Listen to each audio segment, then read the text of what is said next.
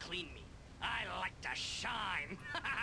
Welcome alright. back, folks, to Let's Play Baldur's Gate 2, the Enhanced Edition, The Shadows of Arm. And when last we left off, we're still in the City of Caverns, though we're not in a part that was built by the Sahuagin. This part was built by a drow mage after an invasion of the city by the drow, and the mage took something very important to the Sahuagin. He took a tooth that acts as a key for a particular door, and behind that door somewhere is the Rebel Prince, which means we need the key.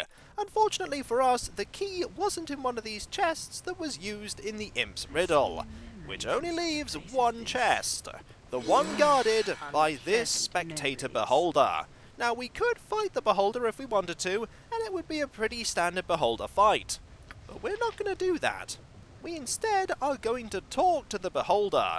We're also going to see if we can disarm this trap here, because this trap is very sneaky.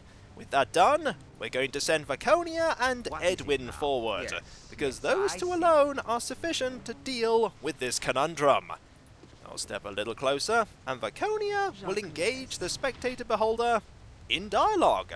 Let's see what the Spectator has to say. It's certainly not aggressive, at least yet. Trust is for the foolish and the dead. Visitors! It has been some time since I have had anyone but the mad little Sahuagin come to this place, and that one is not full of riveting conversation. Ah, but I see you hesitate. No doubt you have heard of my kind before, or even met some. You call us beholders. Yes, I think that is the term you use. I am but a spectator beholder, however, and not quite like others you may have met. I am set in this place to guard one thing, and one thing only. I will not attack you, unless you try and touch what I guard. Touch anything else you'd like, provided you weren't driven insane by the imps back there. What's with those imps, anyway? Oh, they've been here since the drow who summoned me was slaughtered. 60 years with only 2 imps and a mad fish king for company. Is this hell? There's a chest in there that the Sahuagin put something valuable in. Always whispered the incantation to open it, though, like I would care. The imps figured out the incantation. I suppose they told you, if you didn't squash 'em on the spot. Not that I would be sad exactly to see them gone. What is it exactly that you guard? Just the one chest behind me. You're welcome to open the other chests with the imps, or do whatever else. I'm not here to do anything about them in the slightest. I think a Sahuagin looted the other chests long ago. They might have put some stuff of theirs around here, though, thinking I would scare off thieves. Oh, that reminds me. I promised that mad little Sahuagin that I would make an effort to scare off intruders. So, boo! And that's about as much effort as I'm willing to put into that. It's been a pretty lonely experience so far, you know. I like this character. This character doesn't want to be here at all and is utterly miserable with its lot. Maybe we can do something to help it out. But first, let's ask some other things. Do you know what's in that chest you're guarding? Not a clue. I wouldn't recommend touching it, though. I haven't had any real excitement in a long, long time. But I've no compulsion towards killing, you know. Note that at any point, we can just decide to attack the Spectator. But there's still more things we can ask, like this. Just how did you end up here anyway? I was summoned by a mad little drow who took over this part of the Sahuagin city a long time ago. This chest was extremely important to him, apparently. The Sahuagin were attacking, and he didn't want them to get to the chest after he died, so poof! In I came, attached to a 99-year contract. Only 40 years to go. The drow wasn't much more entertaining than the Sahuagin, really. He smelled better, though. I don't think I'll ever be able to stomach fish again. Ugh. To top it off, I got stuck with the drow's imps, too, which are bound here but keep teleporting away from the Sahuagin. I wish they would just go away. I mean, I could only play I Spy and Peekaboo so many times without getting tired of it. But not them, oh no. Rotten impish goits. Just how can you smell without a nose? What, you think I can't smell just because I got the one big eye thing going? How much do you know about magic anyway? You're almost as bad as those imps. Time to see if we can get around this spectator's contract through technicalities. Is there no way I can release you from your task? Oh, that's sweet. Short of death, there isn't any way to shorten the 40 years I have left, and I'm not eager to greet the beyond just yet. Are you sure I can't see what's in the chest? What? Are you in desperate need or something? You have a dying relative that desperately needs what's in this chest? Oh, I get it. You just have to have what's in this chest, right? Because if a beholder's guarding it, it has to be cool. Keep in mind that the drow who summoned me was mad. But hey, who am I to judge, I suppose? I've been playing tic-tac-toe with a pair of imps for 60 years. Oh, in case you didn't hear an answer in that, no, you can't look at what's in the chest. The drow specifically summoned me to guard this chest. Hold on, creature. Tell me, did this drow wizard summon you to guard the chest, or what's in the chest? This is the intelligence of Edwin and the wisdom of Viconia paying off. Well, he screamed, "My chest," as I recall. A spear was being thrust through his own chest at the time, though, so he could have been referring to that. I assume he was talking about this chest, though, and that means I can't let you open it, or do anything to it, even if I'm not guarding what's inside. But that doesn't mean you can't open it, right? Then I could get what's inside without touching anything. Hey, you're probably right. Actually, I've been wondering what was inside. Tell you what, I won't turn around, and you just go take a look, okay?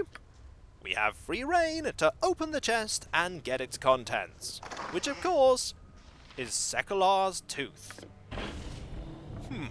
This is it? Shoot!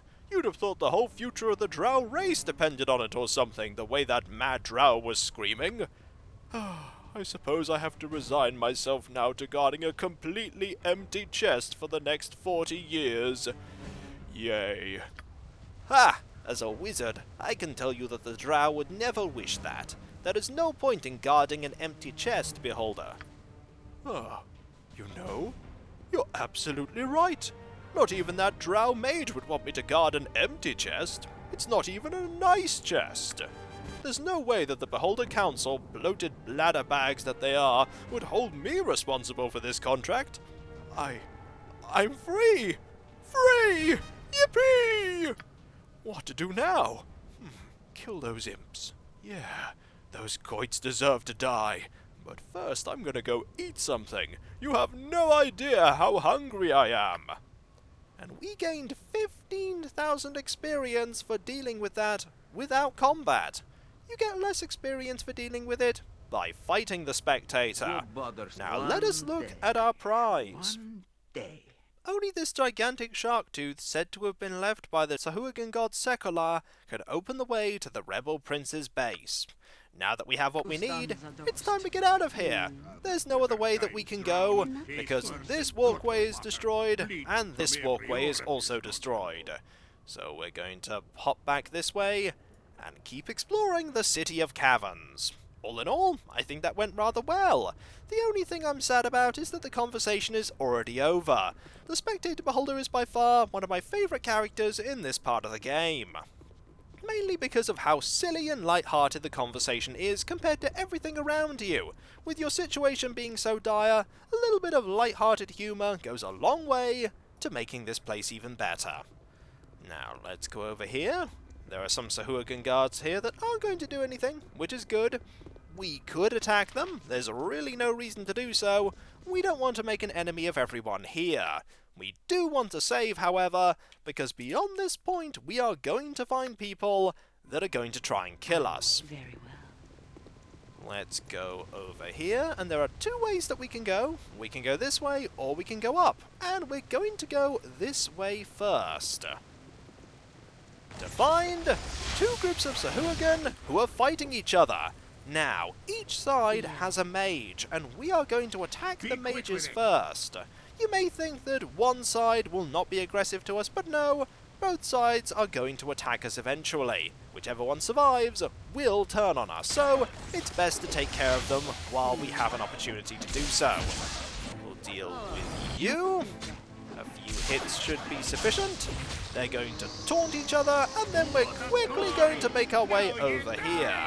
Now, they summon quite a few undead. There is a sea zombie, and there's also an anguillion. There are also a few more undead types that we might see. Also, I think the anguillion is really capable of dealing some nasty damage. We'll attack the anguillion next, and then we will deal with the remaining Sahuagin. It doesn't matter which side you're on, you're ultimately against us. You have red circles underneath you after all. The sea zombie is pretty hardy, but not too hardy. And now there's only one more left. And you're gone. We get small amounts of gold, we get a scroll that Edwin already knows, and we still haven't learnt that maze scroll yet. I'm sure I will eventually. I just keep forgetting about it. Now let us get you invisible again, because when we go this way, we're going to get into another fight, and this fight is going to be a fair bit more dangerous. And yes, I'm saving again. Saving here is very important, because these fights are trickier than you'd think. Nothing's happening right now. Nothing yet. But if we decide to go over here, and a little bit further in, there's suddenly an encounter out of absolutely nowhere. Some Sahuagin appear here, one Sahuagin back here, and there's one here and a priestess. The priestess is the one that we want to kill first, because the priestess is nasty. You'll also notice that there is a shimmering, swirling aura around her. That aura is not good. Whatever you do, do not fire anything like a magic missile or a direct damage spell at the priestess. You will pay for it. I actually want you two to attack with ranged weapons these two rebels. And we're going to make you invisible again. It shouldn't take too much to deal with the priestess, and since this Sahuagin is over here, we'll have you attack in melee. Your armor class is sufficient that we shouldn't really have any problems, and you've decided to move over to this platform. That may be a mistake. Now let's deal with this rebel, and then quickly clean up here. You're going to perish after a few hits. We're going to have Dawn switch to a ranged weapon, and we'll pick this one off. Now these two are going to struggle to get over because the rebel has not moved out of the water. It doesn't look like it's in the water, but it's definitely partly submerged. The game's just not good at showing you. We have a gem here that we can hold on to. Where is that gem? There's the gem. There are things to identify, including a very significant cloak. I've been looking forward to getting this one. I believe Edwin can identify this without using the goggles, and he can. This is the Cloak of Mirroring. Though it feels much like normal cloth, this shimmering cloak has on occasion been described as woven water. Its true enchantment becomes apparent when the wearer is attacked directly by a mage, and all damage caused by spell effects is deflected harmlessly away. Equipped abilities. Deflects all spell damage. This includes offensive spells like Magic Missile, but not disabling non-damage spells such as Hold Person. This is going to be Terry's cloak for the foreseeable future. We like the ability to deflect spell damage. We also have this small pile of bolts that we need to get Edwin to identify. Paralytic bolts and bolts of biting. Very nice to have. And a few scrolls that we're going to deposit here to eventually be sold. Now, Terry has that effect swirling around her, and more importantly, we can see her. No longer is she blurry and mostly invisible. Let us rest. And everyone was fatigued. Now they are no longer. We can rest as many times as we like during this quest. There is no time limit per se. We're going to be hitting something, don't worry Lilicore, there are plenty of enemies that we're going to have to fight, like all of these people here. Sahuagin, Rebel, there are more people fighting each other. We're going to join in. On whose side? Nobody's side but our own. Now there is another spellcaster. Let's actually deal with the spellcaster first. Eventually we'll be able to get through the spells protecting the caster. And it won't take many hits. There we go. Now all they have are melee and ranged attacks, none of which are going to be sufficient to deal with us. Frontline is just so mighty and unstoppable, and this is without haste. With haste, we'd have slew them twice as fast. How much experience do we get per Sahuagin? 3,000! That's not too bad. And I think that is another scroll, but to get it, we're going to have to move you a little bit further forward. This is a power word stun scroll. Pretty good. Very well. Let's look around some more. Any more? Aha! More Sahuagin! More Sahuagin who have made a terrible, terrible decision. Yeah. We might as well fight them while we can. And there are some more magical bolts. Nice to know that all the ranged combatants have plenty of them for us to pick up. Edwin, time for you to identify more things. Pestering me. I know, but we have to pester you, otherwise we're never going to figure out what these things are without wasting charges of those glasses. I keep calling them glasses and goggles interchangeably. I suppose both are applicable, and it doesn't matter what I call them either way. Their function remains the same. We're going to be putting the cloak of displacement in the bag of holding. I doubt anyone's going to be wearing it, because you typically need the Cloak of Dragomir, you are using the Spirit Shield +2, and you are using the Whispers of Silence. We have no more places to put cloaks. If we were epic level, we could take a feat that would let us wear 2 cloaks at the same time, and then we'd get super toasty in a warm climate. Go bother But we someone would be else. super magically enhanced as well. Is the trade-off worth it? Only you can be the judge. Now, let's look over here. Any more Sahuagin?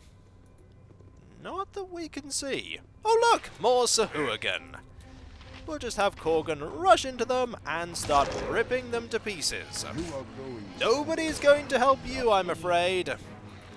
No one's going to be alive to help you. And they're gone. Oh, They didn't give us alright. anywhere near as much experience. Maybe they were a lot weaker. Either way, we did get something that we can learn. A Control Undead scroll. The Control Undead spell allows the caster to take control of undead creatures within the area of effect. This creates a telepathic link between the caster and the undead, allowing complete control. If the undead has 3 hit die or less, then there is no saving throw allowed. However, if they have 4 hit die or more, a save versus spell is allowed to negate the effect. The undead remain under the control of the caster for the duration of the spell, or until they are affected by a dispel magic. That could be very useful, considering the amount of undead that the Sahuagin Yes. like summoning. Very well. But we're not going to learn it just yet. Let's keep looking around, see this lovely flowing water, and find another fight. Oh look, here's another You wouldn't fight. hurt a leg. One single rebel is guarding the way down, and I think that is the way we need to go. What is it? Also, more magical bolts. More bolts of biting, more paralytic bolts. The paralytic bolts are extremely handy. Also, let's put this over here. We do not need to learn that scroll. busy, okay? We I'm already busy. know it. Whatever I don't think there's too much more for us to have a look at. There is an area over here, and we'll quickly have a look over there. And look, more Sahuagin, everybody. Who's surprised? Nobody should be. We'll have you 3 do battle. Not walk over there. Do battle. And we'll have you 3 step back. We don't need you 3 to get involved. The front line can deal with these Sahuagin quite capably. These really aren't giving me very much experience. 175 per. Ah well, we'll take their loot. We'll also have you go invisible once again. Can't have you being shot at after all. Yeah. That would be silly. Anything else? A small amount of gold. We'll take it. We have 81,061. You may think that's a lot, but trust me, it's going to be expended pretty quickly when we get to the next major shop. There are some nice things available there. Yes. Also, you should be invisible once more. Nothing here, but there are some enemies. Enemies that can't What is it? quite Oh, get to us right alright. now. That's okay, we'll go round to them. And 2 of the front line are going to be there, or would be there rather, a lot sooner, were Dawn not in the way. There we go! And now they zoom over! You really did not want them to zoom over, Sahuagin, because this happens. Are we over-leveled? Or are we too well-equipped?